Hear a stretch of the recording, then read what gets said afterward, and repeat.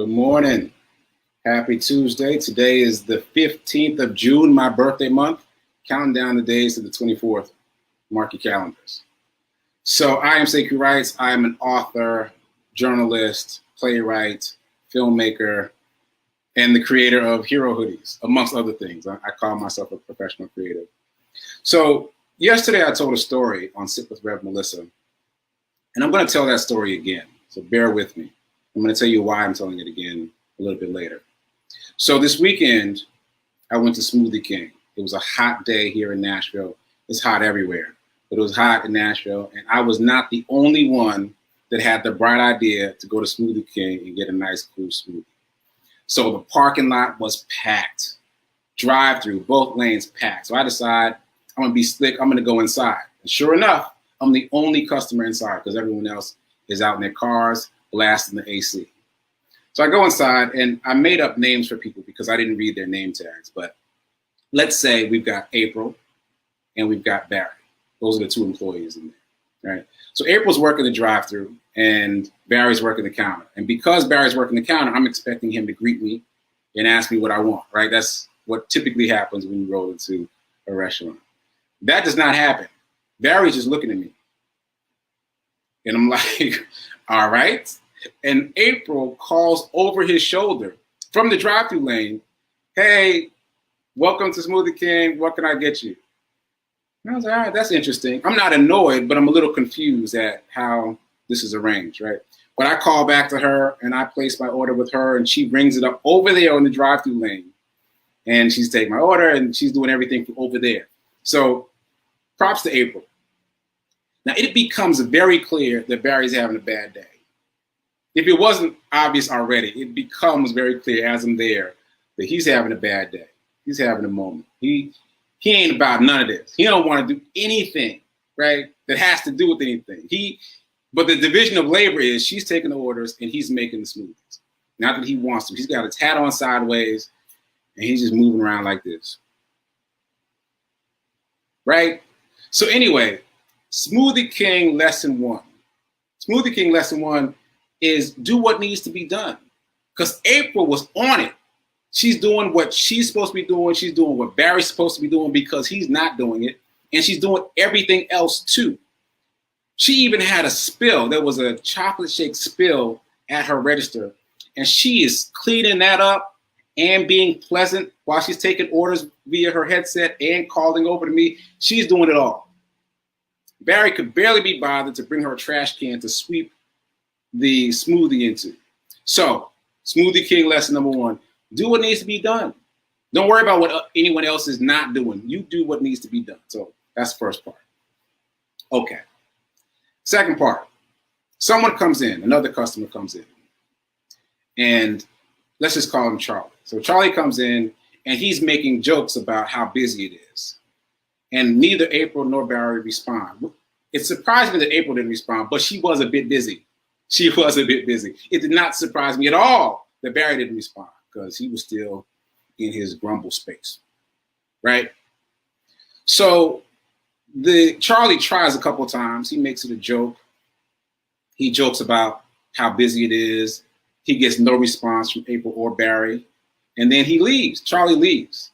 And I was like, yeah, I feel you. I kind of feel like leaving too. But I got my order in and I want this smoothie. And I didn't feel like going to another location. So I'm going to ride it out. Plus, it was kind of like watching Netflix, just watching this whole drama unfold and extracting the lessons from it, right? So Charlie leaves. I think he's gone. He comes back a few minutes later to apologize. Sorry, I had to turn the fan off. He comes back a few minutes later to apologize to April and Barry because he didn't mean to offend them. He hoped he didn't say anything that bothered them. This whole thing, this whole soliloquy of apology. And I was like, wow, that's really admirable that Charlie was checking in with himself. And he felt like he might have done something that pissed off Barry and April.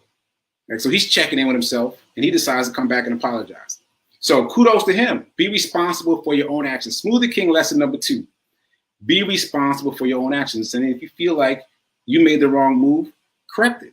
Make the right move. But that leads us to Smoothie King lesson number three. It's not about you. It's not about you. Because even though Charlie was apologizing, Barry didn't respond to that. And Barry had decided on some level to hold on to his bad attitude, right? It didn't have anything to do with what Charlie said earlier. It was about him deciding that he was having a bad day, that he didn't want to be making shakes, that he would rather, as I heard him say later, he would rather be taking orders, which would have been terrible for the customers. I hope that didn't happen. But anyway, what struck me is how often we take responsibility for other people's stuff. It happens so fast.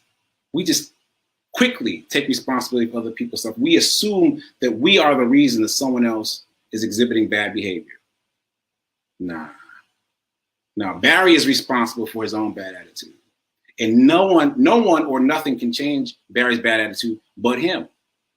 And the reason I'm retelling this story is because as I sat with it, I realized that I was doing what Charlie did.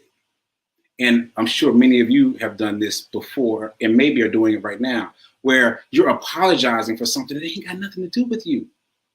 It ain't got nothing to do with you. So this is episode 7 of the Hero Hoodie Update.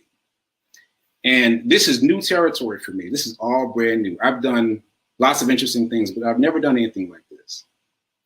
And so I've been trying to find my way. And early on, someone put in the comments that I was in the way of the show that they were trying to see. Now, that was not kind, right? But on a deeper level, it bothered me because I was already experiencing some anxiety about doing this, about stepping into this new space, about trying to master this new territory. I was nervous. I didn't feel like I knew what I was doing. And I'd never experienced imposter syndrome before, thank goodness. But that's what I was experiencing. And her comment about just me being out of the way so that she could see the show that she wanted to see was hurtful for me. And I realized that in every episode since then, I've been apologizing for my very presence here in this space. I haven't been saying I'm sorry, but I've been over-explaining my presence here because that comment really got in my head. And I wanted to make sure that if she saw it again, she would hear me explaining why I'm here, but that's not my job. I am here. I am here now because I'm supposed to be here now. Like this happened for me. The universe decided that this is where I'm supposed to be right now. And that's what I'm responsible for. I have to be responsible for that. And I can't be responsible for someone's attitude about not wanting me here. I can't take that on.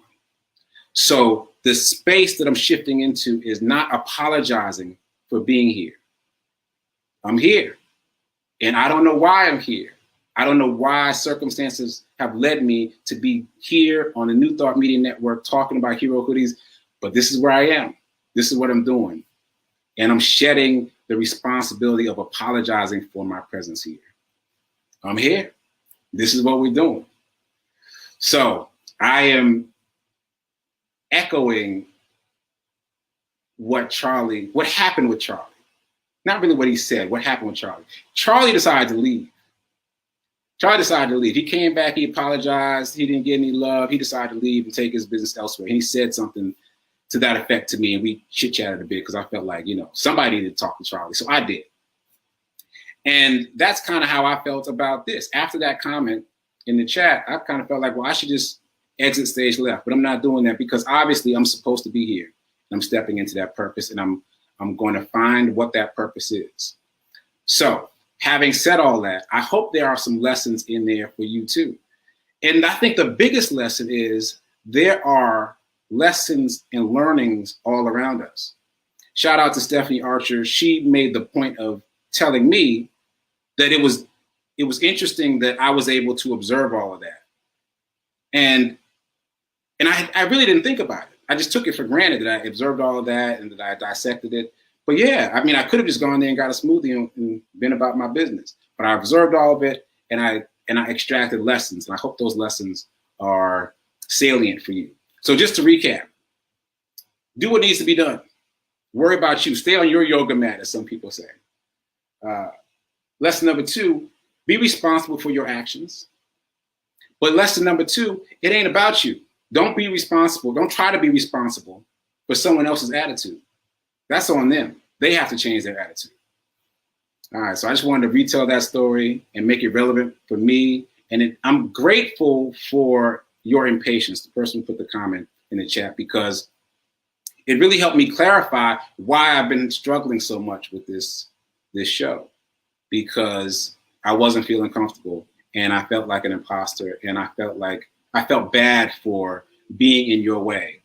And so, as I've said before, the calm is in the calamity. So that was a bit of a calamity, but I found the calm. So I appreciate your impatience because it helped me find my way. So that said, I'm going to do a brief interlude and then talk about hero hoodies. This is what I came here to do anyway. So I created this oh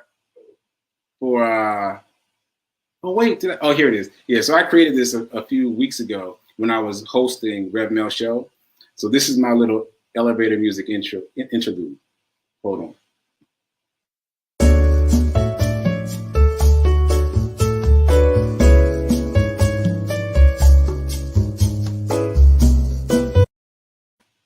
All right, so I'm back. I'm turning the fan back on because it's hot. But the thing that I want to talk about in terms of hero hoodies is the fact that we've launched t-shirts now. I'm going to put the website up at the bottom of the screen so you can check that out. We've got t-shirts because, again, it's the summer, it's hot, and these t-shirts are supporting the unhoused and the nonprofits that work with the unhoused. And we've got a sock drive going on. So I am selling hero socks. You can see them at the website, giveherohoodies.com. And also, you can check out Rev Mel socks. So you can see them right in the middle as modeled by Nan, the Joy, Joy, Joy socks. Reverend Melissa is donating 100% of the proceeds from those socks to me and the Hero Hoodie movement. And I am, in turn, donating those monies to nonprofits that are on the forefront of the unhoused movement. And as I've said before, the word unhoused is a word that I just learned to adopt because of being involved in this movement. It's a much better word to use than homeless. It speaks to the fact that any of us can be unhoused at any moment. So I'm running short on time because I told such a long story, but I hope you enjoyed it. I hope you got something out of it. I'm going to close out and tune back in at, 9:30 my time, but 10:30 Eastern time for Sit with Rev Melissa, where I will be producing the show as usual. And until then, keep doing, be a hero, be your own hero, and remember that now is better than perfect. Thanks.